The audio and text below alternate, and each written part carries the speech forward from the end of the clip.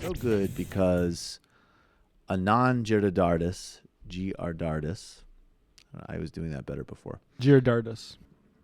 You know what? You know what the problem is? Actually, somebody who really does know these pronunciations corrected me, and I have the really right one in my head, which I'm totally failing at. But anyways, he wrote a book. What is it? What is the name of his book again? I think it's Winners Take All. Winners Take All. He is a very smart, persistent critic of the Davos class, of our style of capitalism, and because of his pedigree and his connections, he's invited to participate in forums like Bloomberg or Davos, where he humiliates people. And in this case, he's going to turn Tony Blair, who is one of the worst people on planet Earth. The fact that Lula is in jail and Tony Blair is free is the distillation of the sickness of our times. He is a where to start with guy, but you could leave it, frankly, if you want. Helped lie UK into the invasion of Iraq, was a co-architect of that, and has spent his post-premiership lobbying for Central Asian, Middle Eastern. Just doing some of the most immoral, oil-based profiteering imaginable, in addition to the J.P. Morgan work. And for the last couple of years has been a persistent irritant and pest to undermine Jeremy Corbyn and Labour. And we're not done on him yet. But first, here he is responding through the conduit of Christiane Amanpour to a very sensible question from Anand Giridharadas about why do we even have Davos anymore? And it's going to turn this sort of smiling, tight-jawed sociopath into a gibbering mess. Let me just play you this little soundbite from a guy who's kind of gone viral right now, Anand Giridharadas, who's just written this book, Winner Takes All, the charade of the global elites. Look what he just told me. I think Davos should end. I think it should be canceled this year and should end going forward. It is a family reunion for the people who, in my view, broke the modern world. You can't argue with that, right? I can. Look. I can. It's the easiest line in the world to make, by the way. I tell you what I do when I come to Davos. So later today, I'll be meeting 3 of my presidents from Africa. I don't think they broke. I do want to note my presidents from Africa. Very similar to. I won't belabor it. What does he mean? My by African American. My African Americans. My African presidents. I would be meeting with my African presidents. But what does he possibly mean? They're clients of his consulting practice. He has a. So he calls them my. Okay. Yeah, he has a governance project in Africa where he teaches deliverology. By the way, I tell you what I do when I come to Davos. So later today, I'll be meeting 3 of my presidents from Africa. I don't think they broke the economic system. I'll be meeting a whole lot of people from multilateral institutions who work in the developing world. I'm here because my institute, which is a not-for-profit institute, works in some of the poorest parts of the world trying to help them. And, to be fair, the people who come here, they're discussing serious issues. So it's the easiest play in the world. Say, all these people are coming along here, the global elite and so on. And by the way, these arguments about cultural identity and nationalism, in my experience, you've got elites on either side of the argument. So, Davos, it is what it is. It's an opportunity for people to come and network on issues of importance. And, some people, may come here who are billionaires from different parts of the world, but other people come because some of the issues that they're discussing here are important. Because they were invited by the billionaires to discuss those issues. Let me just say this. First of all, the part I like is, it is what it is. If I'm lobbying for the Kazakhs or fucking Rupert Murdoch's wife in a hot tub while he's away, which is, by the way, if those reports are true, by far the coolest thing Tony Blair has ever done, it is what it is. And let me just add a few more cheap shots on top of that. Tony Blair is a war criminal, sociopath, and should be banned from media. We have one more Tony Blair thing to get to, but first, I believe, is there a return here? Is Sam back on the line again? Sam, are you there? Yeah, I'm trying just one more. Yes, I am here. Hello? Can you hear me? Yes. Electrifying Can you hear radio, do you see? You call yourself a leftist, and yet you're calling us on a you hear me? phone. Yeah, we hear you. Can you Yeah, we hear reconcile you. that? We hear you. Can you? Okay. Yeah. Been hearing you apathetically Yeah, steamrolling over the show. One of the best things.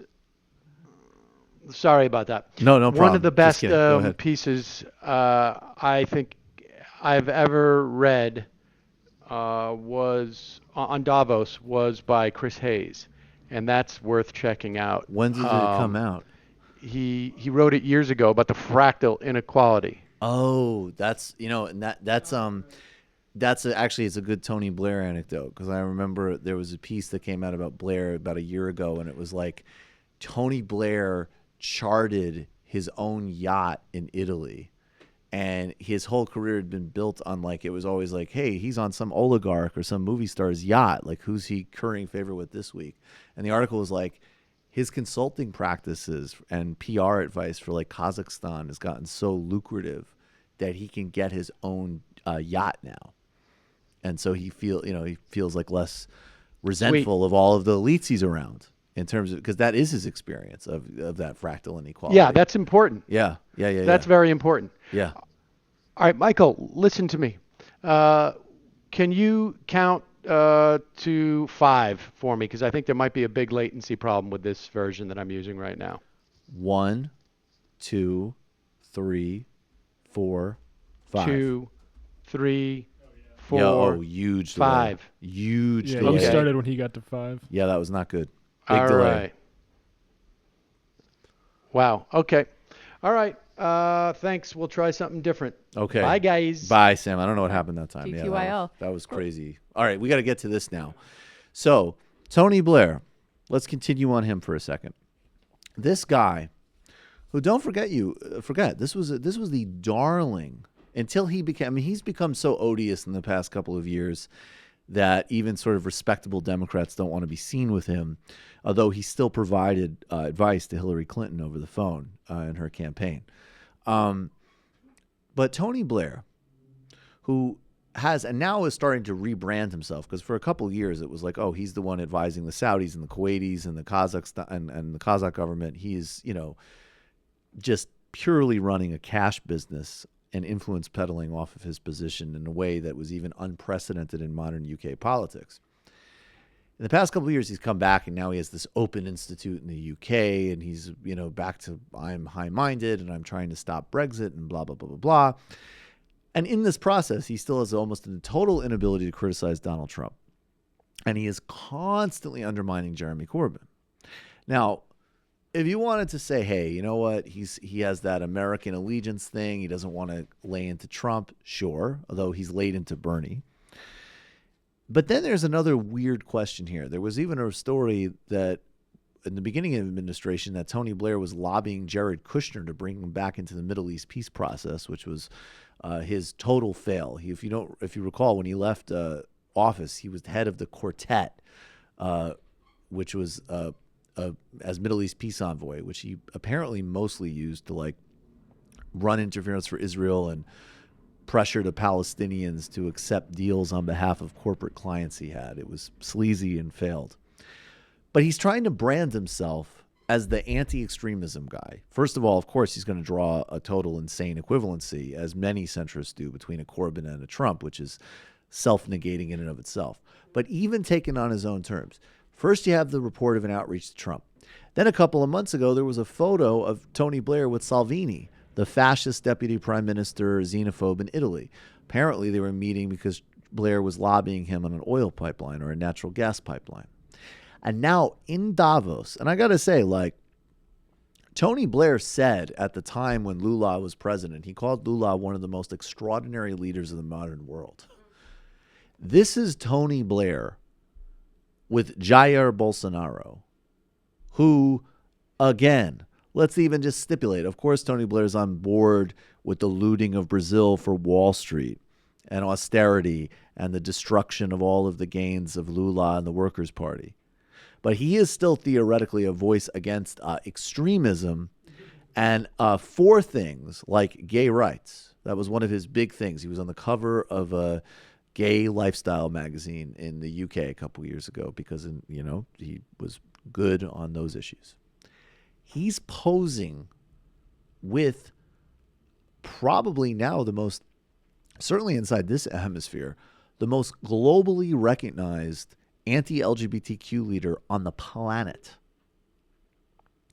And a guy who on a daily basis now we have revelations of his family's connection to a mafia cartel that assassinated one of the most promising leaders, in this case, an Afro-Brazilian lesbian in the world.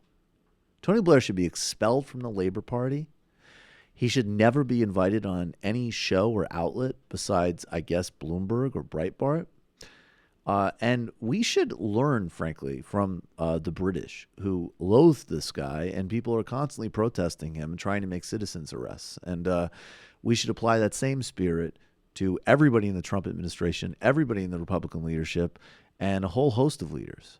And, maybe Hillary Clinton for backing the coup in Honduras. Fuck Tony Blair. Yeah. Talk about fake friends. That's unbelievable. No, it's disgusting. This is going. We're going to keep seeing this though as things become more polarized worldwide, and there are fewer and fewer examples of viable centrist candidates. Right, the people who've been trying to paint themselves as these reasonable centrists when they're actually like free market fascists who are socially liberal in the context of the societies in which they live. They're always going to break for the right. Always, no doubt. Speaking of always breaking for the right, remember, look, we're all slaves in a metaphorical sense. I actually want to be more careful about the use of that word. But anyways, a lot of us are caught inside the Apple matrix. And anybody who's informed obviously knows that Apple's an incredibly problematic company in and of itself. And then, of course, just the monopoly power and influence that Apple represents, along with Google and Facebook, are pernicious and problematic in and of itself. But this is a good example of somebody who, especially a couple of years ago, Tim Cook, credit where credit's due, it's historic. He's the first openly gay man to run a Fortune 500 company.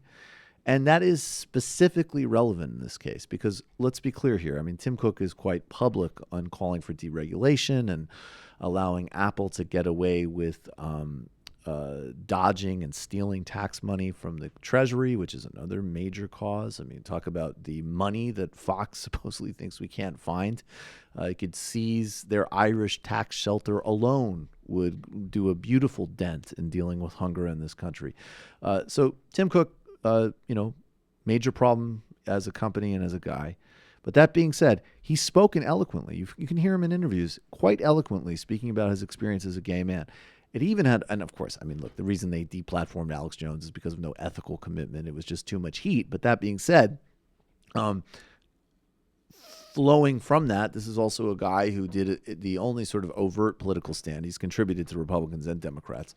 But he deplatformed Alex Jones, supposedly because that was beyond the pale. Now, what if you had a head of state who was both virulently homophobic? He said he'd prefer his own son be hit by a car than be gay. And who had advisors who promote conspiracy theories like cultural Marxism, which are indistinguishable from Alex Jones. In fact, one of his advisors is an English-speaking astrologer living in Virginia. This is one of the prime intellectual architects of Bolsonaro. And no hate on astrologers, but hate on fascist quasi-mystics, which this guy is.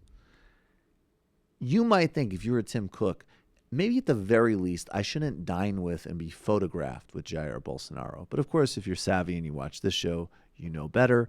And here is Bolsonaro. I'm sure Tim Cook could pronounce the name.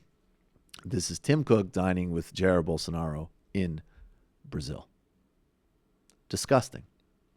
And I do have to say, though, it's funny because if you follow Lula's Instagram and Twitter accounts, like, Bolsonaro got panned for his speech by even just like the mainstream press because it was just, he's not a good speaker and it was uninspired. And also, he's going there and saying Brazil's open for business and we're fighting corruption while his family and administration are just being engulfed in wild, extreme corruption stories. So it doesn't really work.